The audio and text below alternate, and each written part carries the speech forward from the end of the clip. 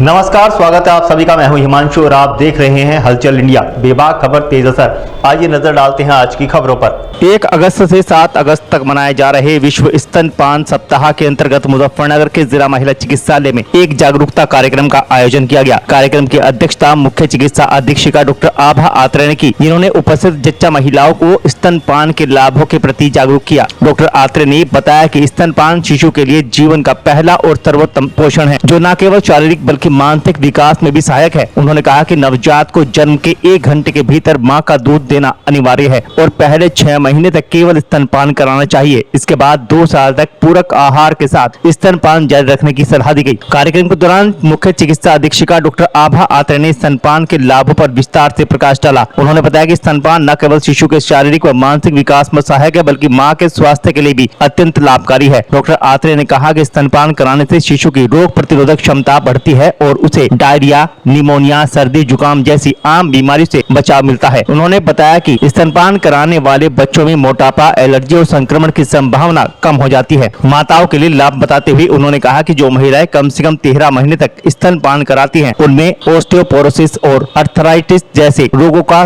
जोखिम कम हो जाता है। इसके अलावा स्तनपान गर्भावस्था के दौरान जमा फैट को कम करने में भी सहायक सिद्ध होता है। ये 1 से 7 अगस्त तक हर साल ही स्तनपान सप्ताह मनाया जाता है।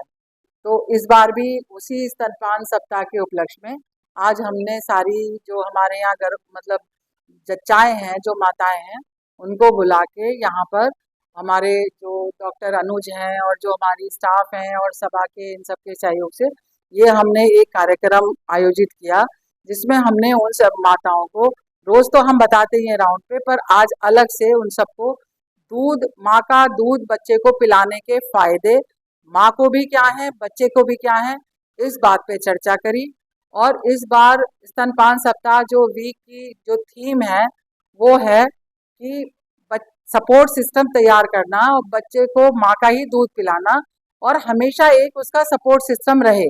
उसके कहने का अर्थ ये है कि जैसे माँ दूध पिलाती हैं तो छुट्टियां, मतलब अगर वर्किंग है, जैसे घर में माएँ हैं, चलिए वो तो पिला ही रही हैं, उनको समझाया तो वो पिला रही हैं, लेकिन जो हमारी कामकाजी महिलाएं हैं, गवर्नमेंट की तरफ से अब 6 महीने की छुट्टी उनको मिलती ही है, पर वो आगे भी जहाँ जाते हैं तो वहाँ पे कार्य, उनके जो वर्क प्लेस है वहाँ पर भी दूध पिलाने वाली जगह या उस तरह की सुविधा मौजूद हो।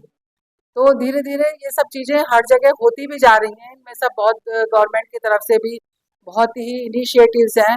अब जैसे हमारे यहाँ भी ब्रेस्ट फीडिंग के लिए चीज़ें तो हैं और अब लैक्टेशनल एक यूनिट है, स्टेबलाइजेशन यूनिट, जहाँ पर यदि जो माताएं दूध नहीं पिला सकती हैं तो वो हम उस जो मिल्क बैंक है उसमें यदि और माताओं का भी दूध मान लो इकट्ठा रख सकते हैं कि यदि माँ बीमार है, अभी नहीं पिला सकती, तो बाद में वो पिला सके, या जिनके बच्चे अभी अपनी माँ का नहीं पी पा रहे पर वो और माताओं का दूध जो सही है, स्वस्थ है, जो उसमें उनको अवेलेबल हो पाए, तो ऐसा प्रयास किया जा रहा है और हम भी इसे करने के लिए प्रयत्नशील हैं।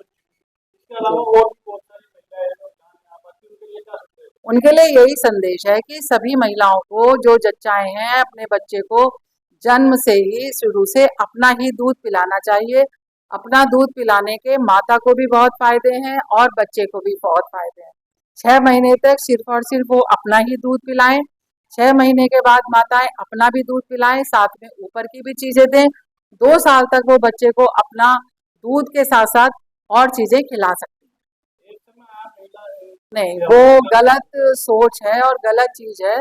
माँ का ही दूध बेस्ट है और माँ का ही दूध बच्चे के लिए बहुत अच्छा है, माँ के लिए भी बच्चे के लिए भी। तो यदि कोई ऐसा सोचता है तो वो सही नहीं है, बल्कि बच्चे को दूध पिला, माँ जब दूध पिलाती हैं तो वो स्तन कैंसर से भी और गर्भाशय के कैंसर से भी उनका बचाव होता है बहुत हद तक। और वो बच्चे को जब दूध पिलाती हैं तो धीरे धीरे जो उनके ऊपर फैट चढ़ जाता है मतलब गर्भावस्था के टाइम पे, वो भी धीरे धीरे फिर उसको दूध पिला के वापस अपनी वही स्थिति पा सकती हैं और बाद में एक्सरसाइज कर सकती हैं। तो केवल एक छोटे सी वो सोच के लिए बच्चे का इतना नुकसान या अपना इतना नुकसान मतलब ठीक नहीं है।